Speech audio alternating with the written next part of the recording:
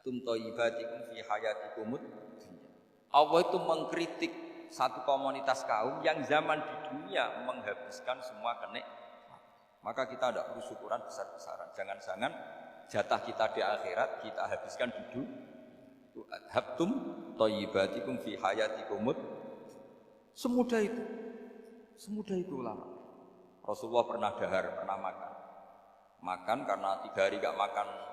Cara di Indonesia gak makan nasi, gak makan daging, sudah lama sekali. 3 hari Nabi itu hanya makan kurma dan air putih.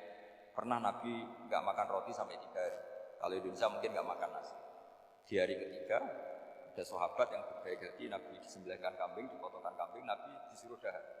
Itu baru dahar setengah piring, Nabi berhenti. Ketika ditanya, setengah piring itu kan sudah kuat untuk sholat, untuk apa sudah.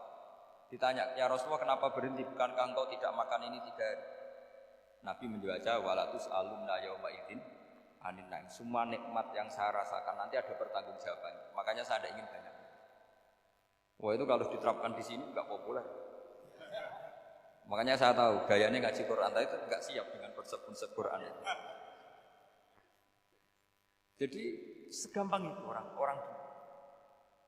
Nah karena apa ya tadi?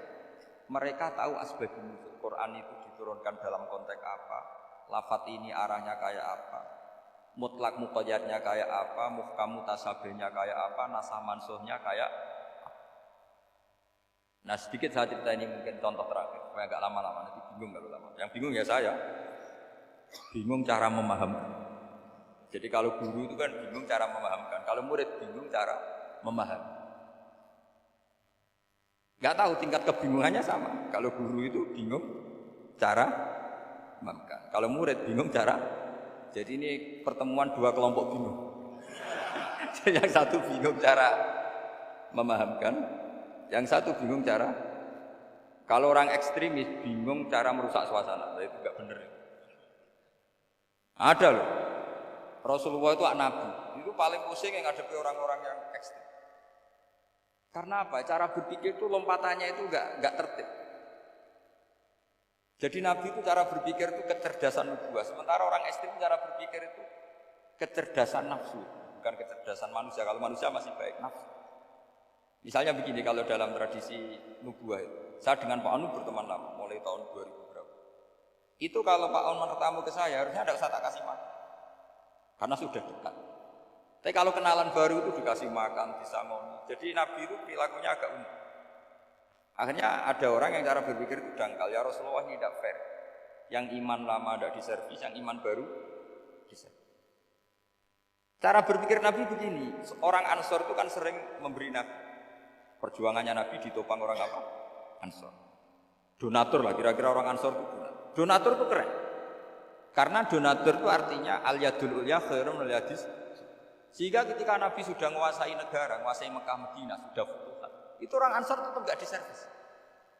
Yang diservis Nabi itu orang-orang baru masuk Islam, disebut wal mu'allafati qulubuhum atau Islam mu'allaf. Ada 1-2 orang yang protes, tentu yang enggak pinter, bukan protes pasti. Wong iskal-iskalnya sendiri, otaknya enggak sampai-sampainya sendiri, orang lain disuruh jawab. Makanya di sini tidak ada tanya jawab, nanti iskal-iskal kamu sendiri, bingung-bingung kamu sendiri, saya disuruh jawab. Berarti Gus Pak nggak mau ditanya, ya memang nggak mau karena tadi jawab sendiri aja, nanti pinter sendiri, kapan-kapan. Akhirnya tanya begini, cara tanya, ya Rasulullah, ini nggak fair. Orang sudah Islam lama setelah negara terbuka milik Anda, setelah kita menang, setelah kita menguasai negara, tidak kamu servis. Sementara yang baru Islam kamu. Nabi itu bertanya senyum-senyum, rileks saja. Lama-lama tambah ekstrim pertanyaan. Kata Umar, ya Rasulullah saya beri izin untuk membunuh orang ini. Umar itu pikirannya karena mangkel loh Nabi. Nabi jangan. Kalau kamu bunuh nanti apa kata orang banyak? Inna Muhammad dan yaqtulu ashabah. Dikira Muhammad membunuh sahabatnya. Nabi masih mendengar komplainnya masih. Lama-lama Nabi memberi penjelasan. Kamu ini orang Ansor. Kamu biasa memberi saya, memberi dana perjuangan. Memberi itu hebat. Saya tidak ingin menurunkan grade Anda. Grade sebagai pemberi, berarti kelasnya elit. Sekarang menjadi penerima. Itu tidak bagus. Itu betapa Rasulullah ini namanya kecerdasan nubuah. Kalau orang biasa memberi, biar memberi saja. Supaya dia tetap heroik, tetap patriotik, tetap keren. Karena mentalnya Jangan sampai dari mental memberi, kemudian mentalnya peminta. Jadi kalau Pak On jadi tim suksesnya Pak Jokowi, itu ya tidak minta-minta. Kalau dulu kampanye ya kampanye saja. Biar memberi terus gak pernah minta. Meskipun akhirnya ya gelong. Tapi Nabi dulu tidak gitu. Jadi orang Ansor itu gak pernah diservis. Padahal jasanya kayak gitu. Supaya kelasnya tetap kelas elit, yaitu pemberi, penanggung. Nabi gak ingin orang Ansor turun grade menjadi orang-orang yang cerdas nubuah menerima konsep Nabi. Lo tanya sama Pak On, saya dan ikut terjemahan UI itu puluhan tahun. Itu beliau ke kontrakan saya ke rumah beliau. Tidak pernah